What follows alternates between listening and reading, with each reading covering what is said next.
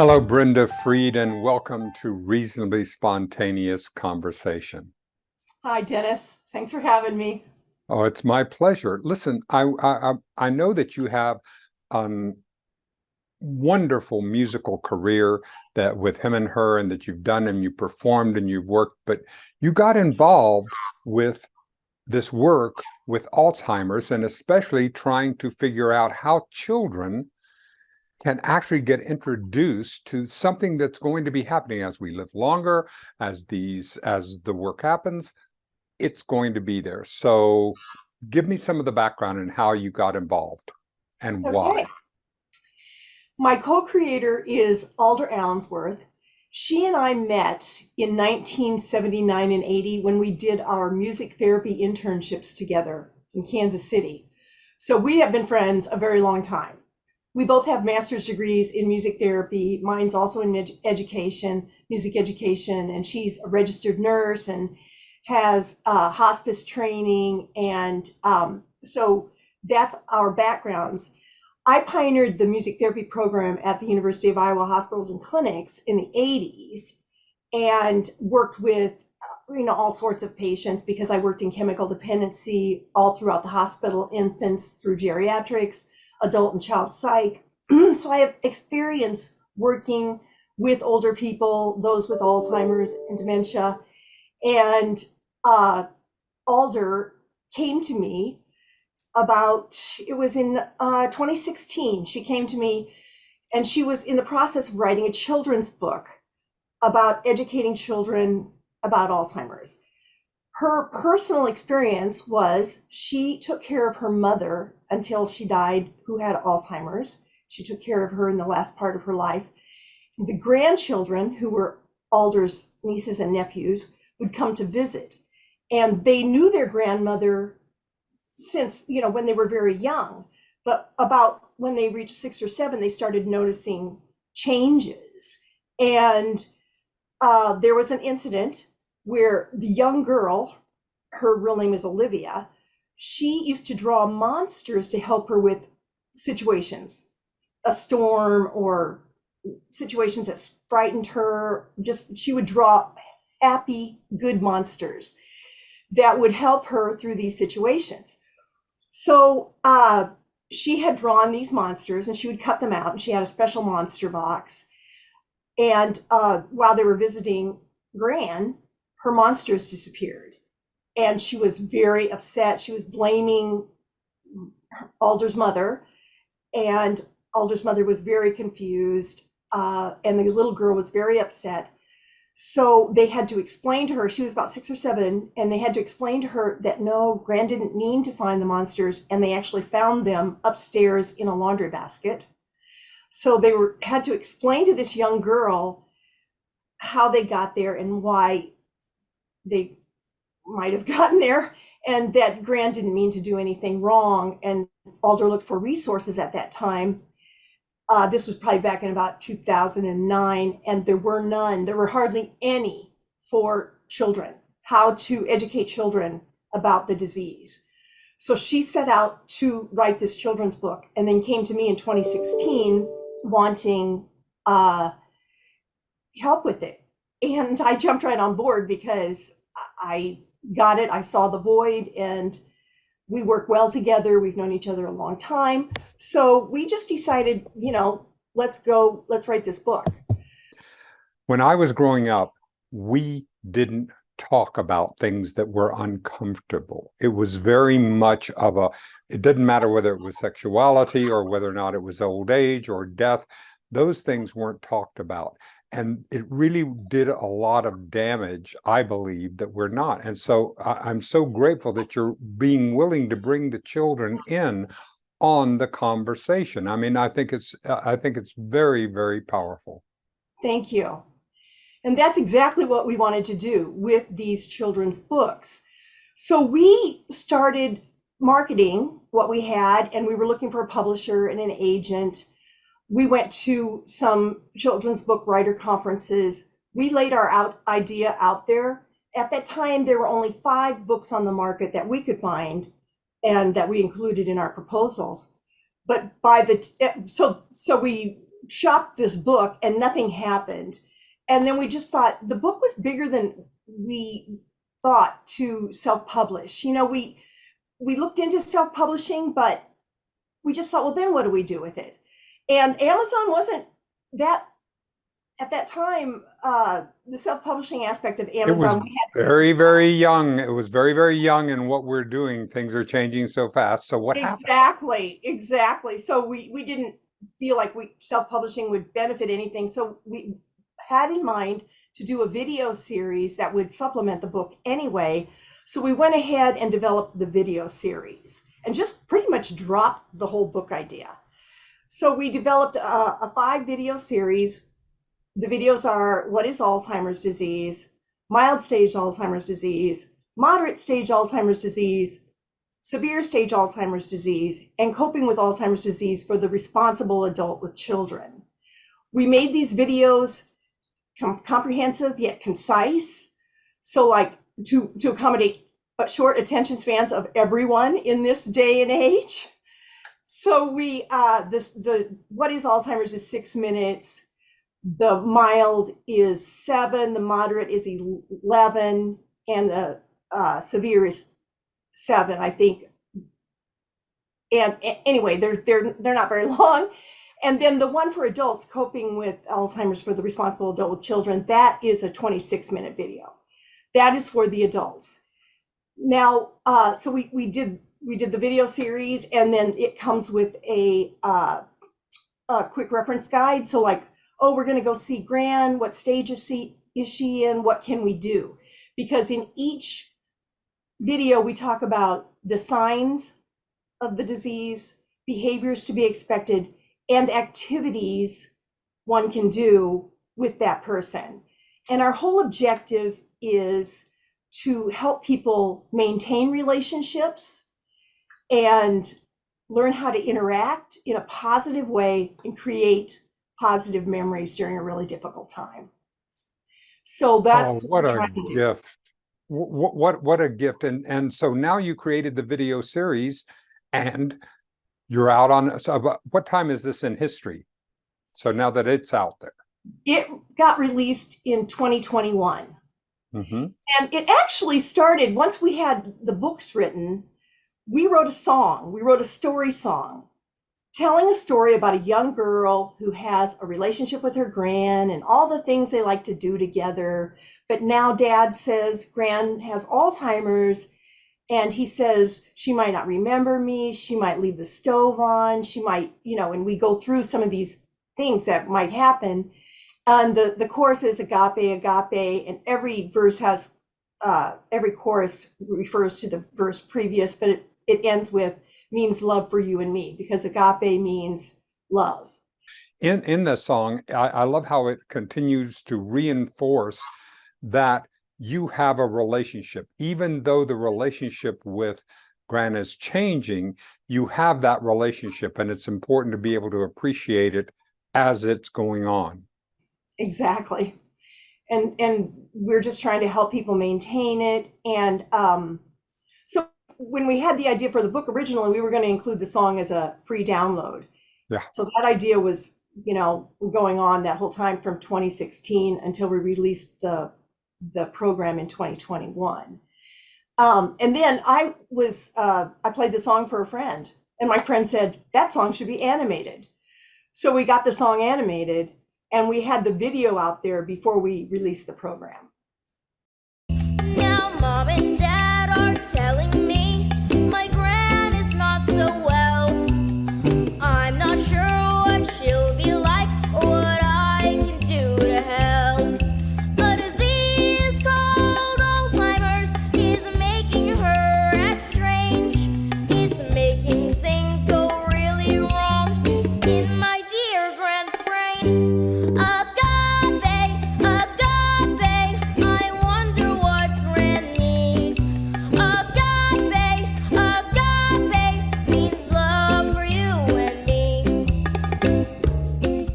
So what is going on with it now? How is the reach for Mackenzie Meets Alzheimer's? How is the reach going out there? How are you guys connecting with people, because it's such an amazing opportunity. People really like what we're doing. Everybody, like, now there's a whole care industry, it's a whole thing. And caregiving industry. And so a lot of our connections have come from social media, posting on Instagram. There's a huge care community on Instagram. If anyone listening to this has Alzheimer's or dementia in their family, please go to Mackenzie Meets Alzheimer's on our Instagram page and follow everyone we're following, because we are connected to many people in this care industry who are starting television programs, many podcasts. So we've been on quite a few podcasts. We just contributed to an article for Care Smarts 360. So most of our reach has been through social media. We have had some press in some Blanco, Texas paper. Alder has had, I think, 2 television spots in Florida. She's in Florida, Tampa, Florida, by the way, and some press down there. So getting it out to people is the trick, because we need to find that sandwich generation, those people who are raising children but also caring for someone who has Alzheimer's disease. So there's sandwiched between those 2 generations, and okay, that makes sense. Those people, and it's, I wish we had more contact with them outside of the care industry. So that's our main goal, and that's why I'm so grateful for this interview, because we're trying to reach people outside of the care industry, and it's been a challenge to reach them.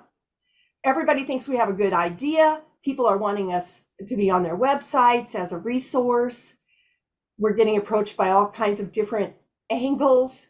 And now, we just need to get it more to the people who really need it. But it's not only for the sandwich generation. I have to say, we've had people buy the program because they're concerned about their own brain health, and they want to know what these signs are. There are more signs to Alzheimer's, but we broke it down for children to make it easy into mild, moderate, and severe. But we've had people buy it because they're concerned about their spouse, or they're concerned about their own brain health, and they're getting the information, and they're saying they feel hopeful after watching the videos, because they see that relationships can be maintained. Well, one of the things that I love about what you're doing is that Richard Feynman, one of the great physicists and the great minds of our time, one of his principles when he talked about the Feynman teaching principles is explain it to me like I'm 5. So if you can get it, if you can really, it's not talking down to someone, it's merely explaining it in ways that we can digest and get to it. And that's what I think, that's why I think that people will be why it's going to be so valuable for people who have a spouse or want to do it, but really want to get it in a way that they can understand. Right. I mean, it's really great for people who are newly diagnosed, because we say we can take you from diagnosis through the severe stage. So that is a really great toolkit to have from the beginning. And there are other things, and of course supplement, but to just get that basic understanding and a toolkit of activities that you can do with a person to help them maintain as high a level functioning as possible. Absolutely. All right, since music therapy is your background, and how does the music and how could music be therapeutic in this process with both dementia and Alzheimer's, and reconnecting and connecting some of those the neural networks and getting them strong, especially because we've over the course of our lives we've connected our emotions from many of the songs in that. How does that work? Is there research being done on that? Yes, and I mean, I have tons of personal experience, because I had a 2-woman show, and we had 4 shows, and for 10 years, from 2000 to 2010, we performed in these kind of care communities. We had staff coming up to us all the time saying, "Oh, that woman hasn't said a word in ages, and she was singing to every song. And because there's something about when we were doing music from their period, so it was like when you connect with something from their past like that, and as powerful as music, and not everybody loves music, but many people do, when you connect, they open up, it kind of wakens them up, and it awakens them.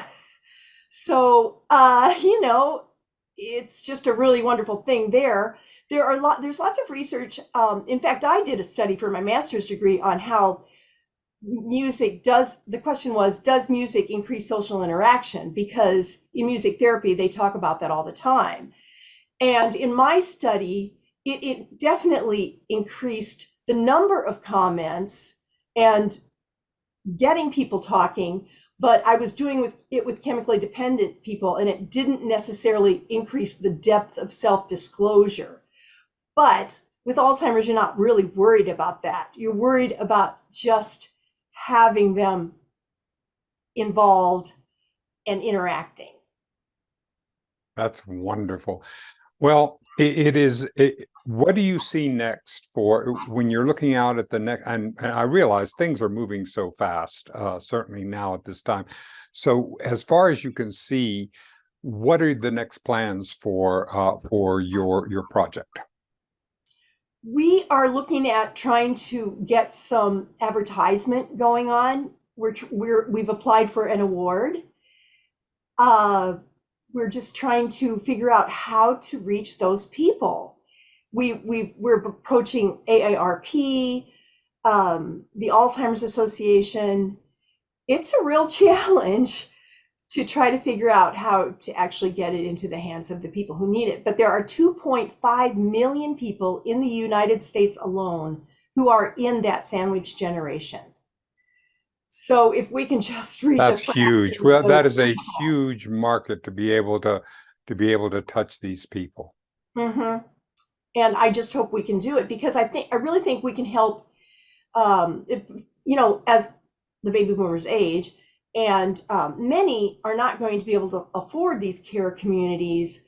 And what we're reading is that many more people are going to be having to take care of their loved ones in their homes. So we are the perfect program for that situation. And we're trying to get maybe on portals in care communities. So when the family comes in and they have a grandchild with them, listen to this 6-minute video on what is Alzheimer's, and you'll understand what's going to happen with grandpa today. Or, let's listen to this mild stage Alzheimer's or this moderate stage Alzheimer's video and see what we can do with, our grandparent today. It would be wonderful to have it on some portals. So we're approaching that angle. We're looking at every angle we can think of. Well, thank you for looking at my angle, and thank you for being with me on this, and thank you for the work that you're doing, Brenda, because this is you and your partner are doing just extraordinary opportunity to be able to bring light to this subject, so that we know that there is information and that we can go through this process, because all of us, nobody gets out of life alive. We all are going to go through some stage of change and transition and growth. And the more information that you can give me, and children, I think children can take it. They really can. If you give them the information, they can not only accept it, but be part of the process of being able to deal with it in the most open-hearted and open-minded way possible. Right. Yeah. We're also approaching businesses, big businesses, Sure. Because if they have caretakers in their staff, we're hoping that corporations will take note of that. We have a caregiver identification checklist that we're trying to get into businesses. See who your caregivers are. They can do it anonymously. Just see if you have caregivers in there, and then what opportunities are you giving them, because many people have to quit their jobs to take care of a loved one, or they end up missing a lot of days or having to leave early, and the their bosses don't even know what's happening. So we're trying to raise that awareness as well, and there are other people doing that in corporations. Well, congratulations. Thank you, Brenda, for giving me this opportunity to be able to be on. Is there anything that we haven't talked about that you want to make sure that we talk about today before we have this in this first time together? Well, I just really want to point out that this is the good monster in our story, and that's why that monster is back there. That's lovely. That's lovely. Oh, what a And that's gorgeous, the picture book right there. wonderful. Well, thank you, Brenda. Thank you for all that you do, and thank you for continuing this wonderful process of healing in the relationships of the people that you're getting a chance to touch. Thank you very much, and I hope everyone out there knows that they can have a relationship with their loved one, and there are things that they can do to assure their loved one that they are loved. That's right. Thank you, and we'll see you next time. Thank you.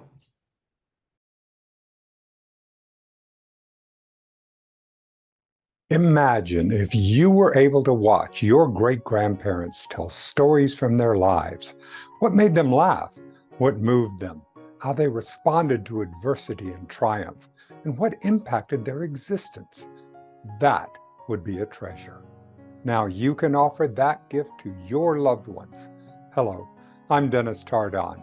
For more than 45 years, I've been a professional interviewer documenting the lives and times of hundreds of people. I will guide you or your family member through the important stories of your lives using my unique interviewing skills. I'm now offering my legacy interviews worldwide via Zoom from the comfort of you or your loved one's own home. All you need is a webcam, and I will do the rest. Contact me today to schedule your legacy interview.